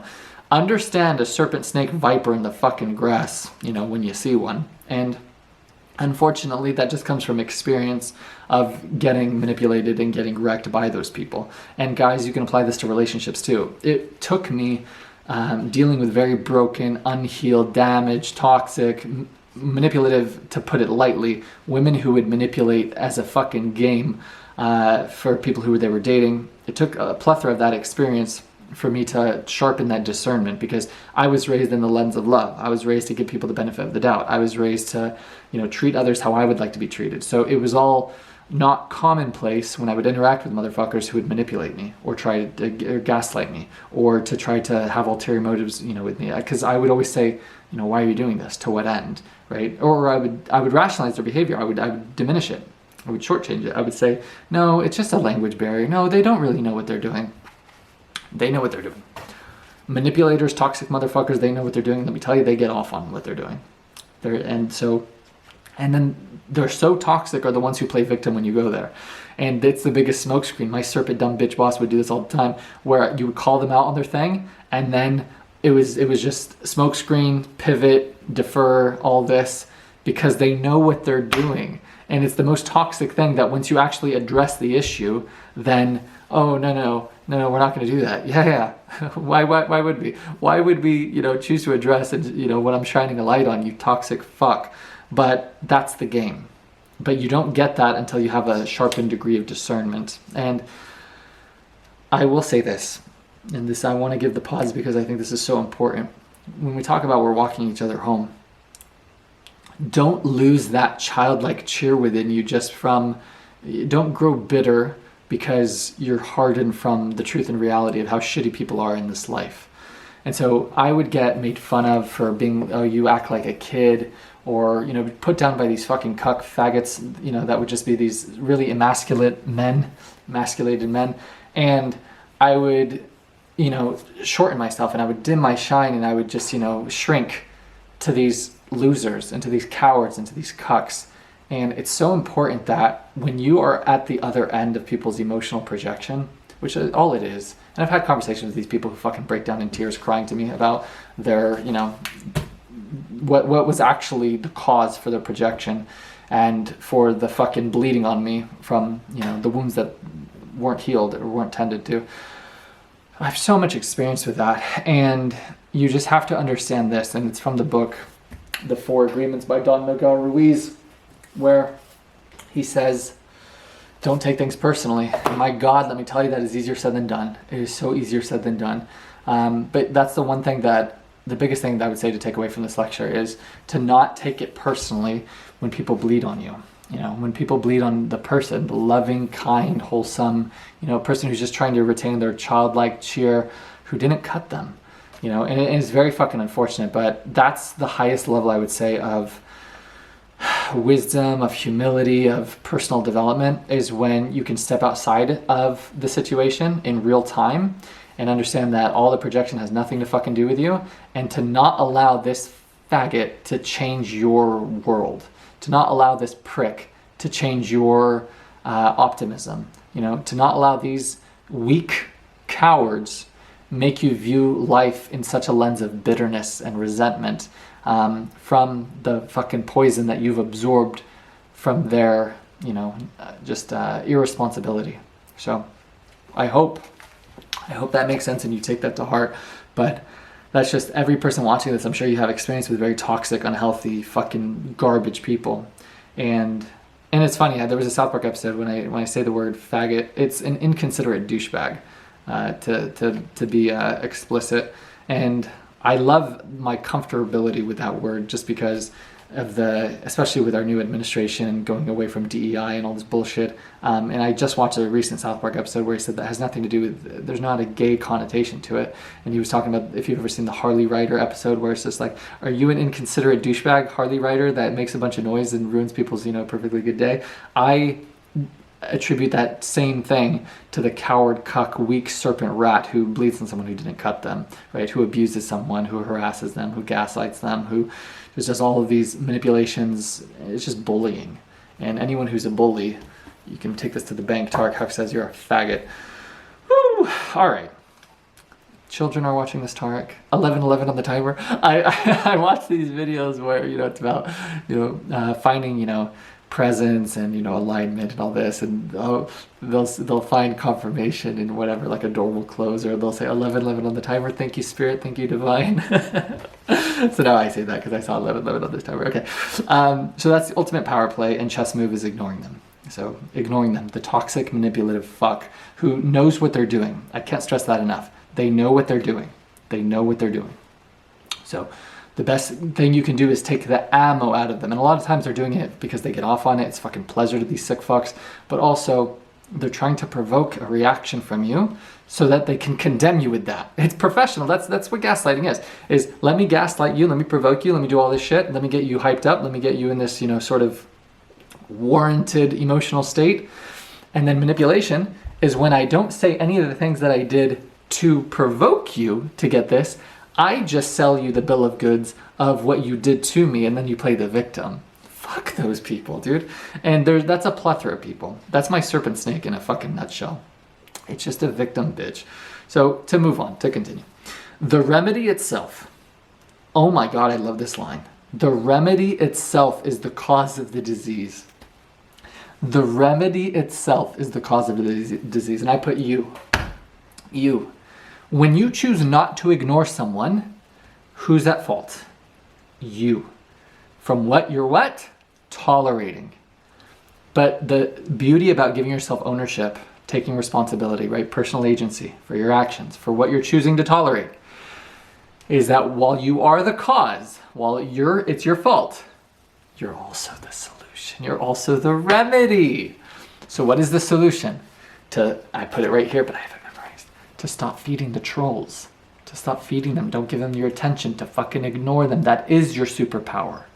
To the person who, you know, is leaving you unseen, who you're needing to double text, who's making, no, ignore them. No, you no longer have access to me. You know, when they try to come around, when they try to message you, no. Set the precedent. Be embarrassed at the shit you once settled for by how? Remembering your value. Once you remember your value, be embarrassed at the shit you once settled for. Stop feeding the trolls. Stop feeding the trolls, and you'll find that you were the cause of this problem, and lo and behold, you are the remedy, you're the solution. Because it all comes down to you. When you point fingers saying, oh man, this woe is me because of this person, ask yourself, this requires humility. What behavior am I choosing to tolerate? Am I choosing to tolerate this? And don't get me wrong, I had to do that when I was working within the rat life, right? That in my courtiership role, it was my required assignment by God. And I read something just recently that, and I love this and I love that I'm sharing this, that the things that you're going through literally is a map for others, and it'll be that light and beacon, which is actually my name. I Googled it, that Tark is, it's a guiding light or guiding star in the night. So it's like the night star that guides other people home. And again, what was the quote that I started this lecture with? We're all just walking each other home. It's so fucking beautiful. So it all comes down to that. I know I'm sort of jumping back and forth and I don't want to lose my train of thought, but understand that you don't need to outsource. If I say that this is the problem, that the problem is outside of my control, therefore the solution is outside my control, right? And that's why I've had such a disdain for people in Alcoholics Anonymous who say the first solution is saying I'm powerless by myself. What a fucking shitty mindset to have. I'm powerless by myself. And as you think, so you are, right? As you think in your heart, so be it unto you. That if you think you are powerless, you are. If you think you can't be the fucking solution, you can't. If you think that my salvation comes from outside of myself, it does. But if you say, no, I'm the problem, you are, but I'm not going to use the past to beat myself to death with, right? As a baton to beat myself to death with. If I'm the problem, I'm the solution. If I'm the cause, I'm the remedy. Ooh, he's cooking. No. That makes sense. So don't allocate blame to other people, because then you forfeit power. It's not about you empowering other people to manipulate you. And then I think what I was talking about before I lost my train of thought was just the people who requires humility to say, what am I tolerating? We're talking about the courtiership of rat life, I understand. But I said it was my required assignment. It was my required assignment. I knew I was doing everything to escape the rat life. I knew that. I love that. I was talking about the map. That God uses because that was the tangent that I went on, was my name. That you're the guiding light for other people. That the hero's journey that you're going through right now, all your pain, all your suffering, all your defeat, all the abuse and harassment and bullying that you're being subject to, that's literally going to be somebody else's survival guide one day. As in, you're going to become the man who was the hero of your inner child, right? Nobody comes to save you is a partially true statement. You become the person that saves yourself. You become you're literally your own hero by embarking on your hero's journey, which is so cool. The person who you wish you had when you were a fucking child, you become that person. And you become that person for other people. That's the definition of a hero versus the villain. I shared this before. The hero and the villain have the same backstory. The world hurt me, I'm gonna hurt it. That's what the villain says. The hero says, the world hurt me, I'm gonna make sure no one ever has to go through this pain again. You could be that person. But you don't become the hero by saying the world hurt me, this person, therefore the solution is outside of me, right? That I'm a victim, right? That blame is out here. Cause is out here. Therefore remedy is out here, right? No. Cause is here. Cause is here. I'm the cause. What am I tolerating, right? What environments am I choosing to tolerate? What people have fucking access to me? That's not their fault, it's my fault. And I would do this all the fucking time. I would give women infinite, perpetual access to me, and then they would just continue to prove, I learned this from Marcus Aurelius in Meditation, so beautiful, where don't be upset about a person who shows you, who you knew to be untrustworthy, who then shows you untrustworthiness. And he said, put the blame on yourself. You knew what their character was. Don't be fucking surprised when they show you who they are, who you knew them to be, right? That's your fault.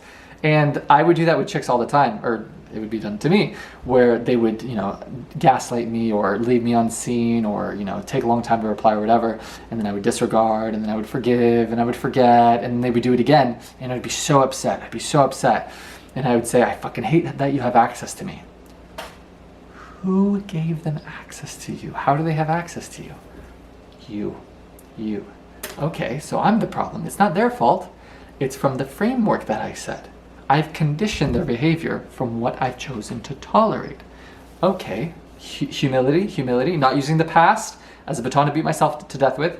So if I'm the cause, stay with me here, I'm the remedy, I'm the solution. I could remember my value, I could be embarrassed of the shit I once settled for, I could set a new standard, right? I could remember who the fuck I am, and then I could set the stage going forward of who now has access to me, right? And then I set up the framework for the requirement to come into my life is respect, is transparency, is honesty, is truth, is courtesy, is admiration, is adoration, is effortlessness to love, is comfortability in my own skin, is confidence in my ability. Not a fucking degree less than that, nothing less than that. Does that make sense? To continue. Ooh, we're almost done, guys. If there's something you want but that you realize you cannot have, the powerful tactic is to act as if it never really interested you in the first place. No, that's the most men lead quiet lives of desperation. Don't do that. Go for it. Have the courage to pursue. Don't be the one who justifies and rationalizes how you didn't really want it to begin with because you can't have it now. That's the coward. You're not one. If you're a part of Tarek House or part of Rat Life or Rat Life University. And I say Rat Life and Rat Life University separately because Rat Life University is just a what to the why of Rat Life. Rat Life is anyone can escape. It starts with belief and the courage to pursue. Rat Life, we're all going to make it. You understand? The university got this idea. I shared it in a prior lecture. It was inspired by Walt Disney. Walt Disney would have a Walt Disney University, which was continued professional and personal development, only privy to his executives of the company. And I said, fuck that. I'm giving perpetual professional personal development access to this, privy to everyone. Everyone who knows Tarek House, who knows Rat Life. Everyone has the same access, equal access to this education, equal access. So it doesn't matter who you are when I say anyone can escape by that premise. I don't care how poor you are, how much in debt you are, how overweight you are, how disadvantaged you feel. If you have a Wi-Fi connection, you have access to this garden. You have access to this education. You have access to Tarek House and his mindset, his flaws and insecurities and shortcomings and his insights and ancient knowledge and wisdoms. The good and the bad. But a beautiful garden nonetheless, because it's authentically his own. To finish, 2 more. There is no revenge. Oh my God, this quote by Balthazar. There is no revenge like oblivion, for it is the entombment of the unworthy in the dust of their own nothingness. I read that and I said, Jesus. This guy's from like the 16th century. I think it's like the 1500s. And he dropped that line. He was cooking. There is no revenge like oblivion, for it is the entombment of the unworthy in the dust of their own nothingness. God damn. I read that. I said, oh my gosh. And what I thought was if you've ever seen the movie Clash of the Titans, there's a scene with Hades where he's talking to the mortals. He's like, you are dust beneath our fingernails, dust underneath our fingernails, right? And it's important to tie this into your physical reality. When we talk about God, your godlike divinity and spirit, your physical 3D reality, this experience, Bashar, that Daryl channels, that entity, he says, this state is literally the equivalent of a fingernail relative to your spirit state. It's literally our experience when we go to sleep and we go in a dream and then we wake up. That's the level of significance. What does a dream have on the significance of your life? I understand you can have visions and this kind of thing, but it's what you consider to be not real, right? It's just a dream. That's what this is. That's what this reality is. To your spirit, to your soul, to your godlike divinity, source, power. It's a fingernail. And it's the same thing with these manipulative snake motherfuckers, right? There is no revenge like oblivion. The power of you ignoring people, whether it's ignoring women who aren't giving you the time of day if you're a young man watching this, or it's these toxic motherfuckers who are trying to manipulate you and are trying to abuse you, harass you, bully you, take advantage of you, right? They're coming to you with weeds and pesticides and disease and cancers into your garden, but you're standing guard at the doorway of your mind. You're standing guard at your garden. You've remembered your value. You've found yourself now embarrassed at the shit you once settled for. You set a new standard. And so you enact the greatest revenge of all, ignoring them. They no longer have access to you. I've made that a fucking precedent. I could not be more proud of that going forward. There are people in this world who do not have access to me. I've made that so fucking explicit. It's just you don't know. The Tark that you knew. You don't know this Tark. You don't have access to this Tark. Because he finally remembered his fucking value. Do you understand?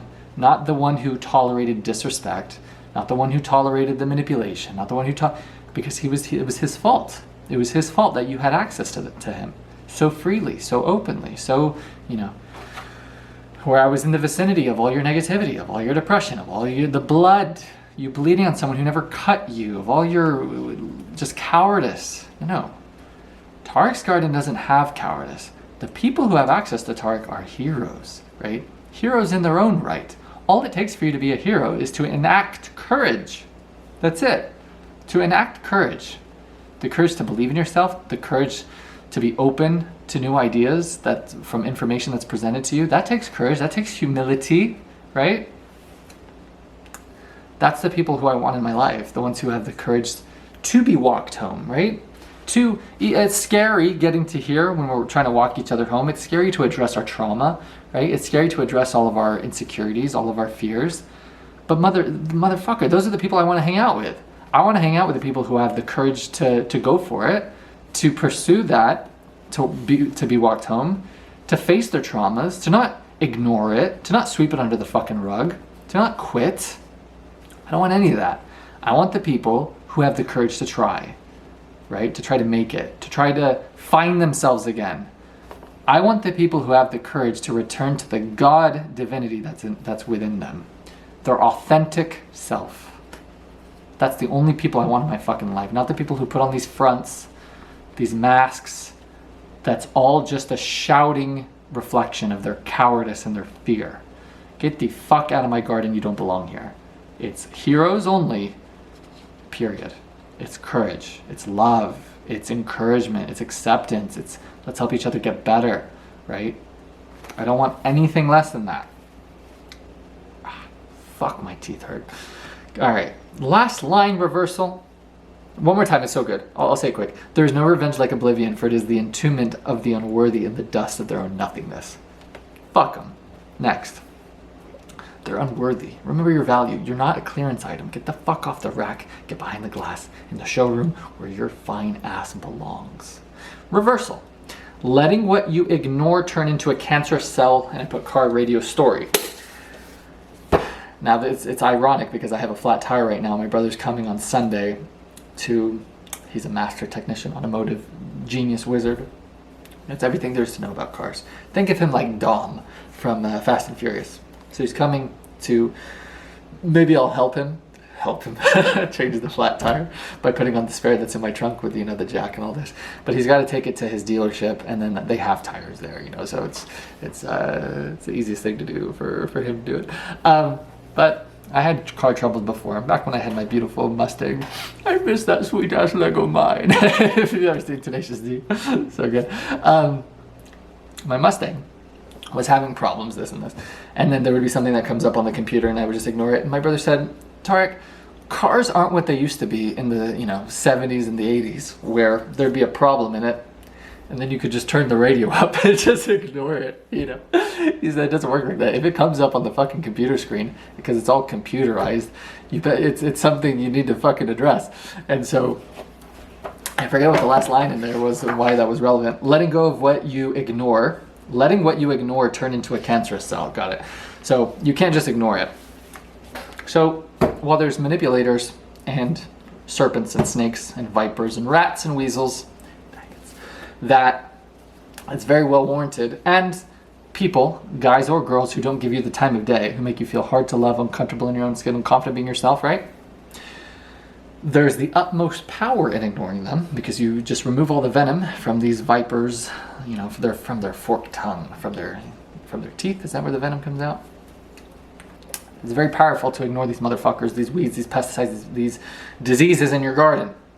However, there are things that you be wary of ignoring, that you shan't ignore, right? Because it will turn into a cancerous cell.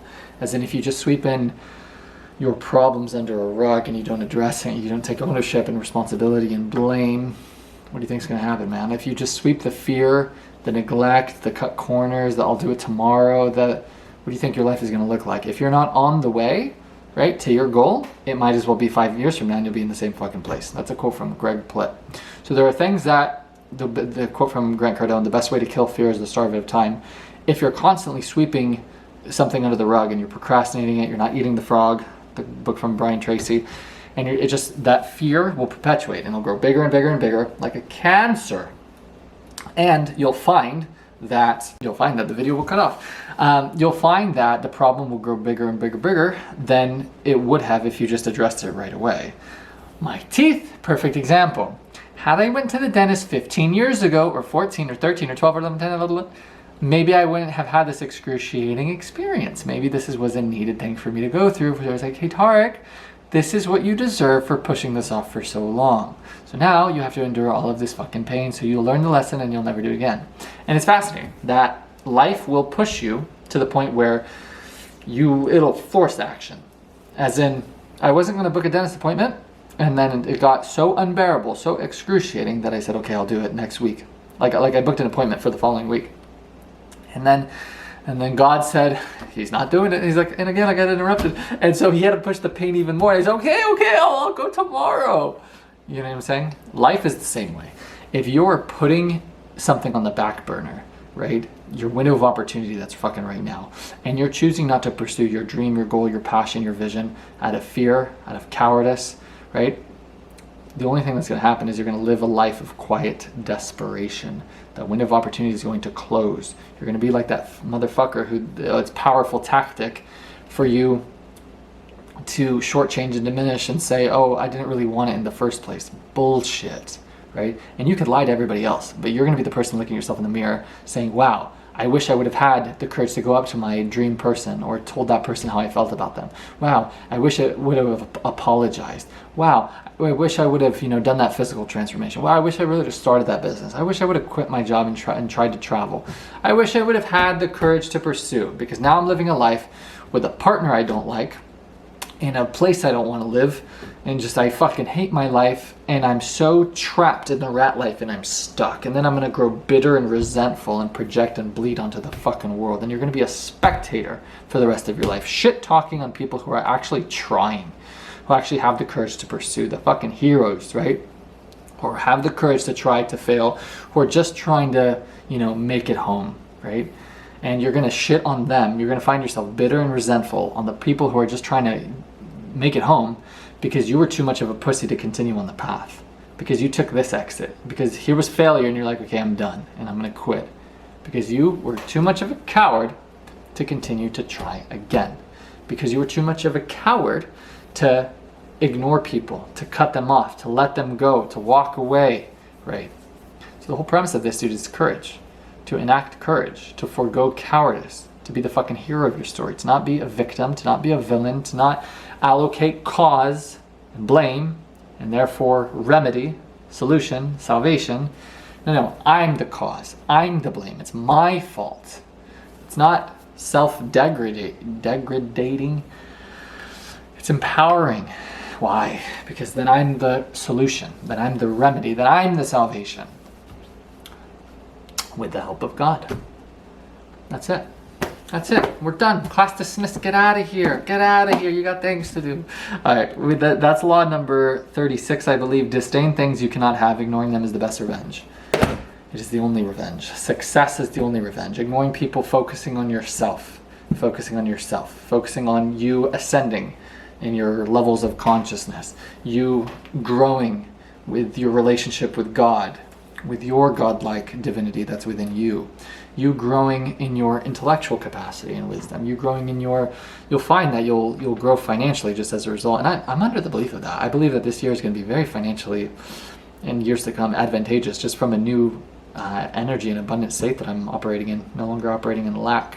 And just putting your full trust that God and the universe is just going to provide for you. I saw a great video by one of my spirit guide angels in the form of Instagram algorithm, who helped walk me home to, awareness and consciousness and remembering who I am, why I'm here, etc., what I'm here to do. And he shared it that everything in the animal kingdom always has enough, always is provided for. And and he was talking about unworthiness. And he said that what a limiting belief that you, with all your wisdom, often, power, uniqueness, just magnificence, are under the delusion that you're unworthy of being provided for, that you're not going to be provided for, that you're not going to be taken care of. He said every other animal and species, and they always have what they need. The food that they need, the relationships that they need, the resources that they need, the home, whatever, the shelter. But you, who's embarking on their hero's journey, you who's pursuing their goal, vision, dream, passion, what have you, you are for some reason unworthy. Someone as magnificent, as unique, as fucking worthy of unconditional love as you. That's that limiting belief of the clearance rack that we're talking about. That's someone who hasn't found themselves feeling embarrassed because they haven't remembered their fucking value. Because once you remember your value, you'll be embarrassed at shit you unsettled for, right? And something that I had settled for was the feeling of unworthiness. No longer. No, Tark, you are worthy. You are enough. As you are, where you are right now. You don't have to be anything. You don't have to be more than you are. You don't have to curb your fucking edges anymore, right? It's you, as you, take it or fucking leave it. And if you leave it, that's fine. Fuck off. There will be someone else who will be so happy and privileged and feel so lucky and grateful to give me the same fucking time of day, to give me all the time of day, But I'll never know that unless I give space to welcome that, right? The cause of all this, entertaining all this bullshit that I shouldn't be, people giving access to people who shouldn't have access to me, right? Therefore, the remedy is outside of me. No. Set the standard, remember your value, ignore these motherfuckers, cut the weeds out of your life, give space for all these beautiful flowers, all these beautiful loving people to then flow into your life. All right, that's it. Tark House, Rat Life. Anyone can escape. It starts with belief and the courage to pursue. That is Rat Life. We are all gonna make it. I'll see you guys tomorrow.